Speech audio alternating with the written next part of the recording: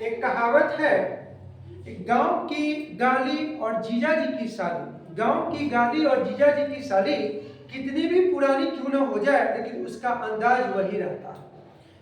पिछले क्लास में हम लोगों ने पढ़ा था बिंबिसार महोदय के विषय में, और ऐसा हम लोगों को पता चला था एक साहित्य है, और साहित्य का नाम है बौद्ध साहित्य। और बौद्ध साहित्य से जानकारी मिलती है कि बिंबिसार साहब 52 वर्षों तक शासन किया था। कितने वर्षों तक? 52 वर्षों तक शासन किया था, जिसका नाम है बिंबिसार। अब बिंबिसार साहब का जमाना खत्म हो गया, क्योंकि उनका जमाना उन्हीं का अपना बेटा, यानी उनका बेटा का नाम था आजाद शत्रु, जो अपने आप को कहा करता था कि जिसका कोई भी शत्रु पैदा ना हुआ हो, उसी का नाम है आजाद शत्रु। अब देखिए, आजाद शत्रु ने अपने पिताजी का हमेशा के लिए काम तमाम कर दिया, और खुद वह हर्यक वंश की गद्दी पर बैठ गया। एक छोटा सा कविता है कि मेरे कंधे पर बैठा मेरा बेटा, मेरे कंधों पर खड़ा हो गया और मुझसे ही कहने लगा, देखो देखो पापा, मैं तुमसे बड़ा हो गया।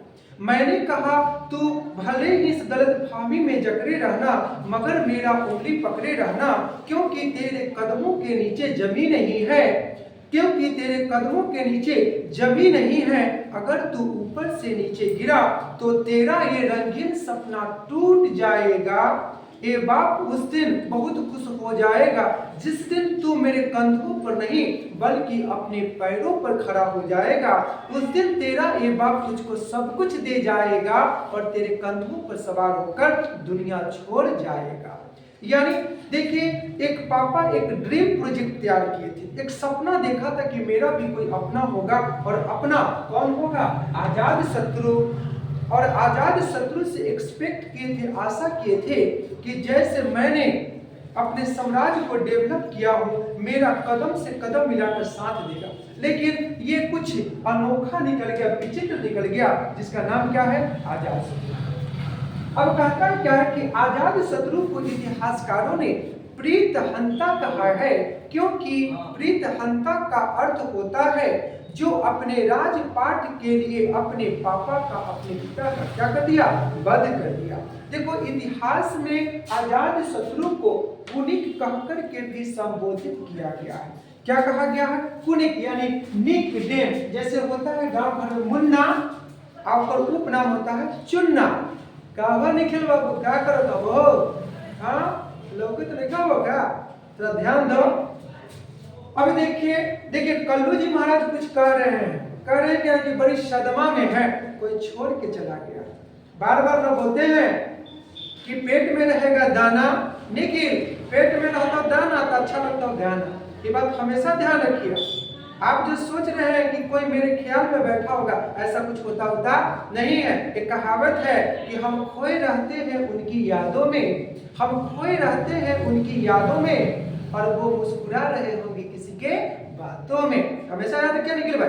अब देखो थोड़ा सा आगे। अब कहता है कि आजाद शत्रु साहब जो थे ना, मात्र 32 वर्षों तक शासन किया, और 32 वर्ष में इन्होंने 16 वर्ष वैशाली को जीतने में अपना महत्वपूर्ण समय क्या दिया? गवा दिया। अब कहता क्या है कि कौशल नरेश प्रसेन जीत, यानी कहने का मतलब क्या है कि कौशल नरेश प्रसेन जी जो थे, ये कौशल राज्य के क्या थे? राजा थे। और कौशल नरेश के जो राजा प्रसेन जी हैं, इन्होंने क्या किया था कि अपने जीजा जी को, यानी जीजा जी मतलब बिंबिसार को दिया था काशी ग्राम दहेज के रूप में। लेकिन जैसे ही बिंबिसार का हत्या आजाद शत्रु ने कर दिया, काशी ग्राम को पुनः क्या कर लिया गया? वापस ले लिया गया, जिस कारण से आजाद शत्रु ने अपने मामू पर हमला कर दिया। जब हमला किया ना, तो लंबा युद्ध चला, और शुरुआत में कहा कि मामू देखिए, जो हो गया सो हो गया, जो बीत गई वो बात गई, जो बीत गई वो बात गई, उसको छोड़िए और नए सिरे से काम कीजिए, और जो हमारा है हमको वापस कर दीजिए। लेकिन दोनों में सुलह न हुआ, जिसके कारण एक लंबा संघर्ष हुआ, और लंबा संघर्ष में क्या हुआ?